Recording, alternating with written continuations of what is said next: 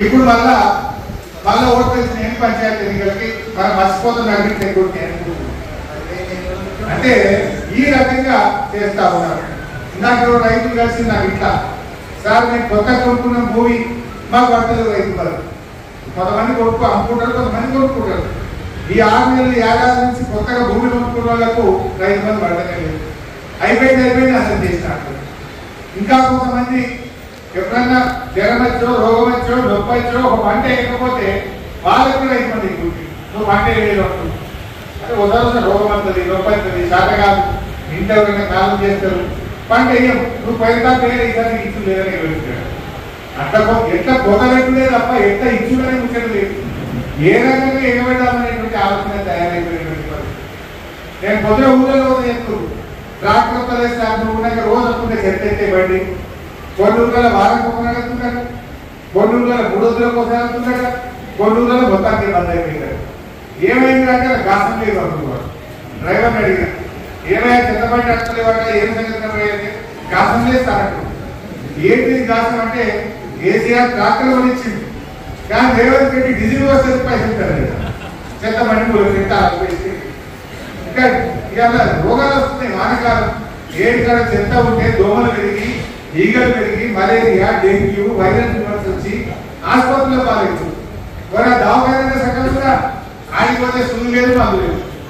KCR delivery అయితే బిడ్డ కాన్పు చేసి 13,000 రూపాయలు ఇచ్చి కడుపు నుండి అన్నం పెట్టి కేసీఆర్ కిట్ ఇచ్చి ఇంటికాడ దించింది.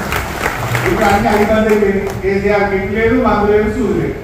దవాఖాన ఏది అంత మనకు గౌరవం మానేసింది. మళ్ళా నేను సర్కారు దవాఖాన అయిపోయింది. ఒకనాడు ప్రభుత్వ ఆసుపత్రులు అద్భుతంగా చేసాం. ఇవాళ వాటిని కూడా పట్టించుకునే పరిస్థితి ఏర్పడలేదు. సరే ఇవన్నీ కూడా ప్రజలు గమనిస్తూ ఉంటారు. మాటలు ఎక్కువ ఉన్నాయి, చేతలు తక్కువ ఉన్నాయి. ఇక మన సిద్దిపేట నేను మన పిల్లలు చదువుకోవాలని వెటర్నరీ డిగ్రీ కాలేజ్ తెచ్చిపెట్టాను. డాక్టర్ చదువు, పశువుల డాక్టర్ చదువు, అన్ని డాక్టర్లు తెచ్చింది నేను. అగ్రికల్చర్ బిఎస్సి, పశువుల డాక్టర్ కంటే బిబిఎస్సి, పశువుల డాక్టర్ ఎంబీబీఎస్. రేవంత్ రెడ్డి వచ్చిండు, ఆ పశువుల డాక్టర్ చదువులు సిద్దిపేటకి కొడగట్టేస్తాడు. అగ్రికల్చర్ బిఎస్సి దాని బదులు పెట్టింది. ఇట్లా కొత్తగా పెట్టుకో, నాలుగు చేసుకపోవాలి. నా సిద్దిపేటది, మా సిద్దిపేట మనుషులు లేరా, పిల్లలు లేరా, చదువుకోరా. ఇక కాంగ్రెస్ పార్టీ వద్ద దుకాణం బంద్ చేసుకుంటారు. మరి ఇప్పుడు ఎవరైనా కాంగ్రెస్ వాడు కనబడితే మరి ఇండియా చూసుకుంటారు. మనం ఊరుకుంటారు. నువ్వు నా రోడ్డు బంద్ పెట్టావు, నా కాలేజ్ ఎక్కపోతావు, నా దవాఖాన నాణ్యం పెట్టావు. మరి ఎవరైనా జగన్ పట్టుకుని వస్తే కాంగ్రెస్ లో సహాయం చెప్పాలి. మీరు కూడా ఏమన్నా మా కొడగలికి ఎత్తుకపోయి మా కాలేజ్ సిద్దిపేట కాలేజీని అడగదమ్మా? మన పిల్లలకు చదువుకోవద్దా? మన పిల్లల భవిష్యత్తు వద్దా? మన సిద్దిపేట అభివృద్ధి వద్దా? దీన్ని వద్దనటువంటి మనం ఎదుర్కోవాలని మీరు కూడా ఒకసారి ఆలోచించాల్సినటువంటి అవసరం ఉంది. ఎందుకంటే ఇవాళ అగ్రికల్చర్ బిఎస్సిని బంద్ పెట్టింది, బిబిఎస్సిని బంద్ పెట్టింది. ఇవాళ రోడ్లు సగం అన్నీ ఆగిపోయేటువంటి పరిస్థితి ఏర్పడింది. కాలేజీ మన రెసిడెన్షియల్ మహిళా డిగ్రీ కాలేజ్ మండలంలో భాగంగా మన రాజగోపాల్పేట శివాలయానికి 30 లక్షల రూపాయలు మంజూరు చేశారు. అదేవిధంగా అనంత్ సాగర్ వీరప్ప దేవాలయానికి 32 లక్షల రూపాయలు మంజూరు చేశారు. సీతారామచంద్ర స్వామి దేవాలయం రాఘవాపూర్కు 36 లక్షల రూపాయలు మంజూరు చేస్తున్నారు. వెంకటేశ్వర స్వామి దేవాలయం రావులకు 50 లక్షల రూపాయలు శాంక్షన్ చేస్తున్నారు. మొత్తంగా 148 లక్షల రూపాయలు ఈ దేవాలయాలకు మంజూరు చేసుకోవడం జరిగింది. ఈరోజు మీరు అందరూ కూడా చూస్తున్నారు. పొద్దున రంగూరు మండలం పోయింది, పోతే మక్కలు వేసిన కాలం పెట్టలేదు. వాన పడిన మక్కలన్నీ కూడా ఎండిపోతున్నాయి, మొలకెత్తిన మొక్కలు ఎండిపోతున్నాయి మాకు చెప్తా ఉంటారు. పత్తి కూడా కొంచెం మనకి చోట వేసినాం, వర్షాలు పడతలేవు, పత్తి చేతులు కూడా ఎండిపోతున్నాయి, దాని ఇబ్బంది అవుతుంది, పెట్టుబడి పెట్టేట్టున్నది అని రైతులు చాలా బాధపడుతున్నటువంటి పరిస్థితి.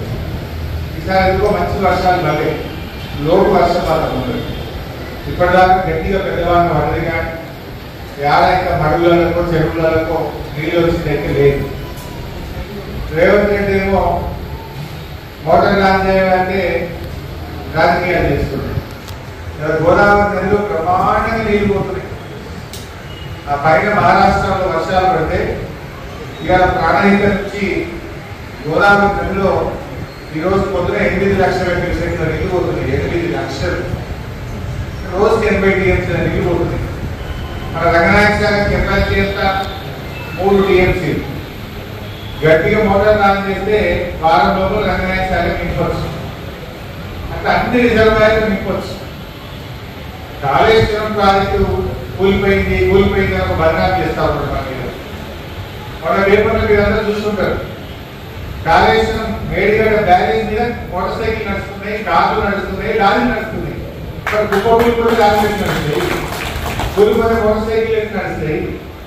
కాళేశ్వరం అంటే రంగనాయక సాగర్ కాళేశ్వరం కాదు, కూలిపోయింది పోయి కనబడలేదు. ఒక కాంగ్రెస్ పైకి పోతే మల్లన్న సాగర్ ఎంత బ్రహ్మాండంగా నీళ్లు ఉన్నాయి. పోయిన ఎండాకాలంలో ఎన్ని గుడలు కాగా ఆ చెరువులు నింపి ఎంత మంచి పంట పడింది. మల్లన్న సాగర్ కొడకోసమ సాగర్కి అటు మెదక్ హల్దీ వాళ్ళకి నర్సాపూర్ మెదక్ దాకా పోయింది, అటు యాదగిరి గుట్టకు పోయింది, దేవుడి దగ్గరికి అటు ఆదేరికి పోయింది, గోడగిరికి పోయింది, ఇటు పైన అన్నపూర్ణకి వెళ్ళి మానకొండూరు వాళ్ళకు, హుజూరాబాద్ వాళ్ళకు దాని కింద బారిని, మిడ్మానే కింద సిరిసిల్లోళ్ళకు బారిని, వేములవాడ వాళ్ళకు బారిని. ఇవేమిలే వాళ్ళ కూలిపోయిందని ఒక దొంగ మాటలు, అబద్ధం మాటలు, గోల్స్ ప్రచారం చేస్తారు. దమ్ముంటే అసెంబ్లీ పెట్టడం ఏం చెప్పినట్టు మాట్లాడదాం. ఈ మధ్య అసెంబ్లీ పెట్టి ఏమైంది తెలుసా? నేను లేచి మాట్లాడినాను, నాకు గొప్ప చూసుకోలేదు, కెమెరా ఆడిస్తున్నారు. లేకపోతే నేను మాట్లాడితే మైక్ కనిపిస్తే కనిపిస్తే మైక్ ఇవ్వదు. ఏమైనా మీరు ఎంతసేపు అయినా మాట్లాడదామంటే తయారంటే మైక్ ఎందుకు ఇస్తుంది అంటే అసెంబ్లీ గైడ్ చేయడానికి ఉత్తరం ఒకటే ఇప్పుడు ఎంత